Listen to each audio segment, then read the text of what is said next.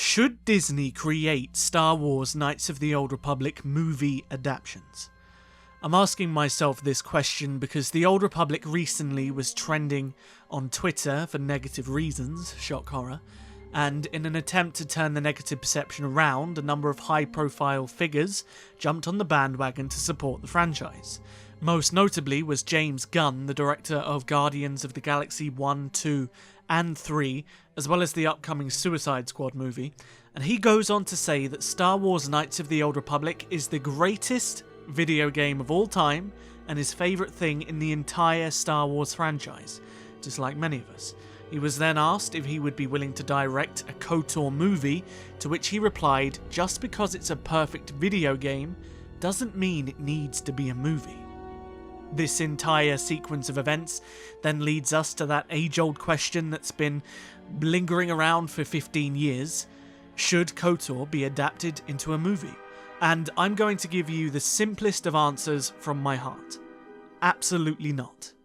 Now, of course, this is just my opinion. I'm sure there's going to be a lot of disagreements. Some of you will say they don't want Disney going anywhere near Knights of the Old Republic. Some of you will be saying, yes, let's get a movie ASAP.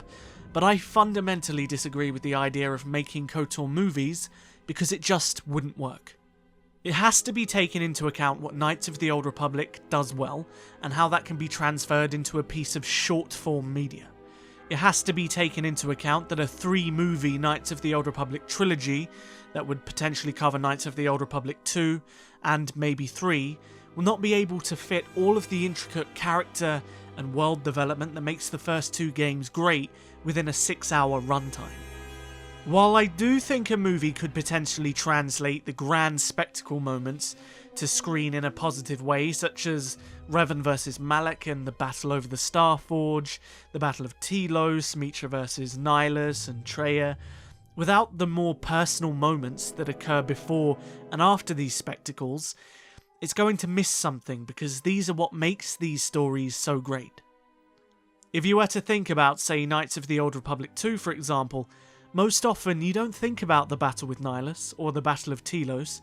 You think about those small moments you had talking with Kreia about Revan, the visions in the tomb of Ludo Kresh, hearing Kreia's monologues with each and every individual character, such as Atton in the Telos apartments and in the Academy prison, and most importantly one of my favourites, which is where she's discussing the Force with Brianna and Mitra in the Academy. These small moments are what make the games so special. It's small moments like this that add so much depth to the story that you just can't have in a movie. And the same thing goes with KOTOR 1. While Revan vs Malak would be pretty awesome on the silver screen, it's not the battle that's great. It's the moments after, where Malak is dying and Malak and Revan are discussing what could have been. It's witnessing Bastila fall in love with Revan slowly but surely over the course of 30 hours of gameplay and having her resist this change within herself because of her dedication to the Jedi Order and watching that kind of be challenged by this new man. Now, I'm not saying that a movie would be terrible. I'm sure if the right team with the right director got their hands on the license to make a true Knights of the Old Republic adaptation, it would be great. It would be a great Star Wars movie. But as good as it could be in movie format, it will always lose the soul that makes the video games beloved and great. This is why, for me, Knights of the Old Republic must be kept within the gaming sphere of storytelling. The intricacies of KOTOR require slow-paced RPG storytelling to really shine in the way that it did in the past. I do feel that gameplay-wise, things could be updated. Maybe it could be a little bit more modernized. How this would be done, I don't know. I haven't really thought too much in depth about it. But to draw in a more general audience, I think they would need to move away from that kind of archaic, turn-based BioWare combat. However, for me personally, if I had to choose between either a really high-quality remake or a retelling within a gaming format or an incredible KOTOR movie, I would always choose the game. It's always going to be superior just on the basis that even if the movie is spectacular, those small personal moments that make the games stand out are always going to be missing. Now, like I said, I don't think a movie would be terrible. Yes, there are parts of me that would love to see Revan and Kreia and all of these characters, Nihilus on the big screen with a high budget. but the realist in me knows that it wouldn't be the same experience that I had with the games. And even if you tell yourself that you think a movie would be great, I think a part of every Knights of the Old Republic fan knows that a movie just couldn't live up to what's been done before. Now, I'm actually in the process of mentally drafting a video on how I think the Knights of the Old Republic games could be retold, but from a different angle, whilst also keeping the same inherent storyline. I honestly don't think you could just remake Knights of the Old Republic 1 again and get the same reaction, because the plot twist has already been revealed. However, I do personally think there is one way you could tell the story of Knights of the Old Republic, whilst also having a really cool plot twist, and then moving on to tell Knights of the Old Republic 1 and 2 again, whilst having them all tie together.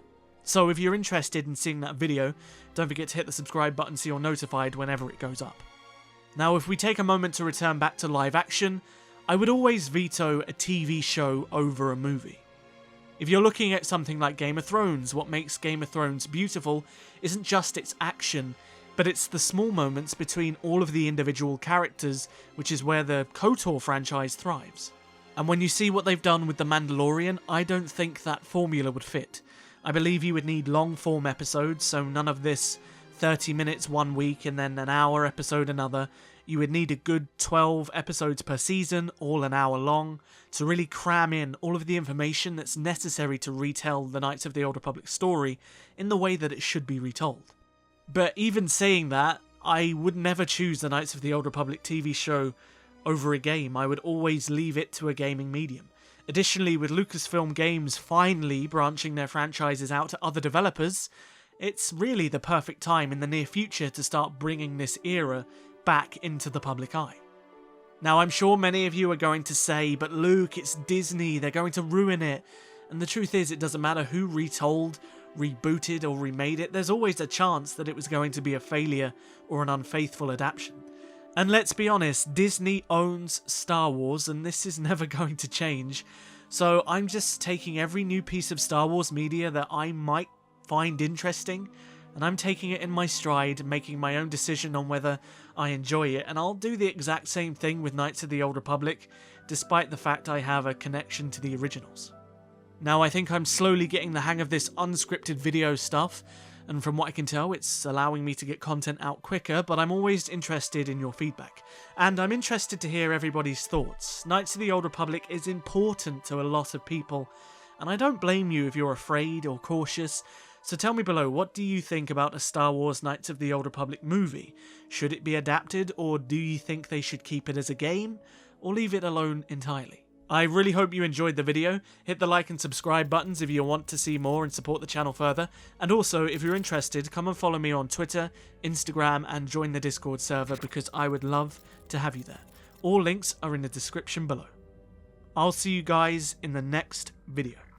But until then, may the Force be with you. Always.